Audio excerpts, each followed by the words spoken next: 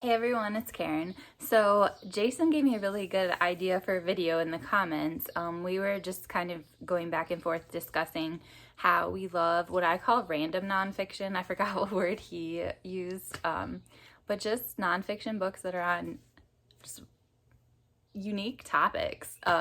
So that's what I'm going to talk about today is just interesting nonfiction that I really like. I have 7 books to show you, and yeah, so we'll just go with it. Here's the first one, Dr. Muir's Marvels. So this book I picked up, I'm like the best person I think to browse in bookstores because I saw it on one of the tables and I thought it looked interesting and I bought it. So I'm like the customer that you would want to have in your bookstore. Anyway, this is about the history, mostly of surgery, but also just medicine in general. And I just thought it was really interesting, really gross, really horrible. I remember, it's been a long time since I read this, but I do remember one scene where they were talking about some of the first surgeries, which were performed like in an auditorium with the person who was having surgery like on a stage. Everyone was watching and there was no anesthesia. I cannot even imagine. So yes, I loved this one. Okay, as a kid, I was obsessed with historical fiction. I read a lot more historical fiction than I do now. I was obsessed with American Girl dolls and anything history. I played the Oregon Trail on the computer like all the time as a kid. And one of the things I used to do, which is weird, but I don't care, I was like really creative, is I would like take all my American Girl dolls and get them ready for like a journey. And I made my mom buy me like a trunk and I would load it up with whatever we needed for our journey. And I would actually pretend to live out of that trunk for however long I lasted, usually not more than a day. And we would go on the Oregon Trail. I would even like put the trunk on top of my bed so I could like pretend that I was like leading a horse. Anyway, so this book is like my dream life. This is the Oregon Trail. This is 2 guys who as adults decide that they are going to go on the Oregon Trail, and it is hilarious and just like exactly what I would want to do, but not really, because I think I couldn't really handle being like away from stuff that I love that much, like mostly food, good food. But anyway, so they went on the Oregon Trail with them and it was interesting and very funny. Okay, the next book, this actually takes place not too far from my house. This is, I think, at University of Michigan. Nope, Michigan State. That's even closer to my house. So this is this guy who used to play Dungeons and Dragons with his friends, and I guess under the Michigan State campus there's all these tunnels, so they would actually like play it in real life under these tunnels, and he goes missing, and so this is kind of a true crime sort of story to figure out what happened to him.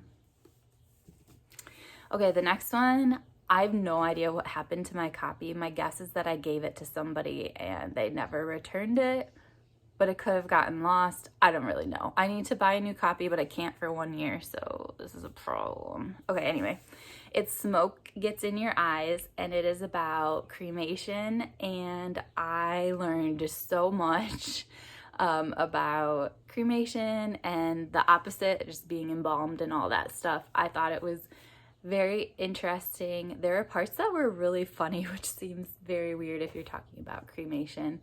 And if you have read it, the scene with like the very, very, very overweight woman who was getting cremated, oh, I was like gagging the whole time. Anyway, that was a great book.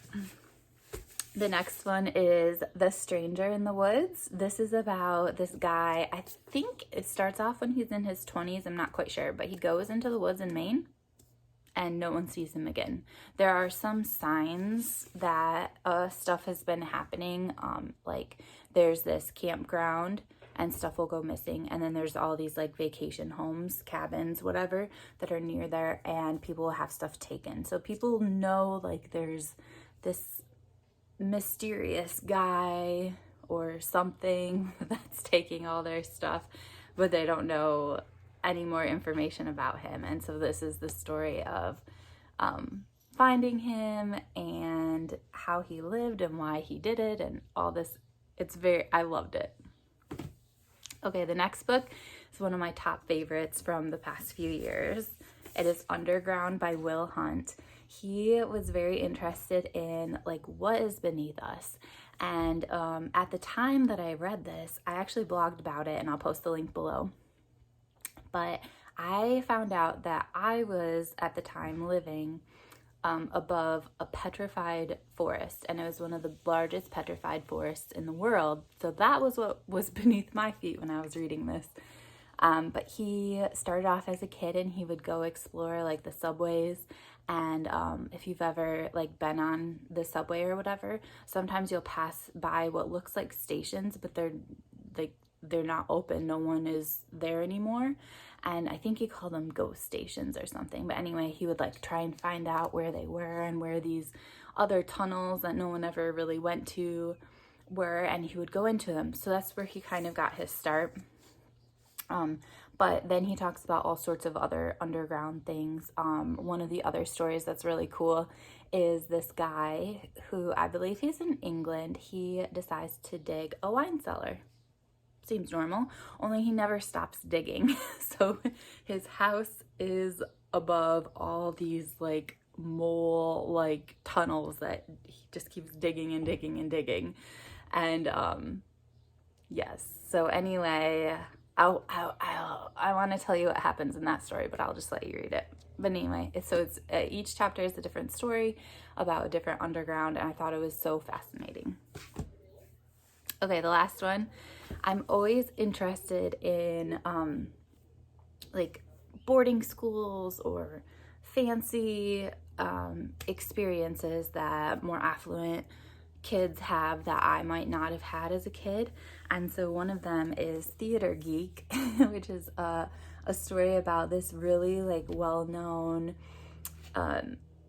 summer camp for people who are interested in theater.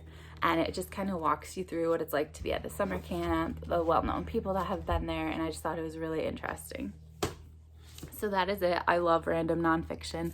Let me know, what do you guys think? What are some other kind of just interesting nonfiction that you think that I would be interested in or other people might love? What are some of your favorites? Leave them in the comments, and I will see you guys later. Bye.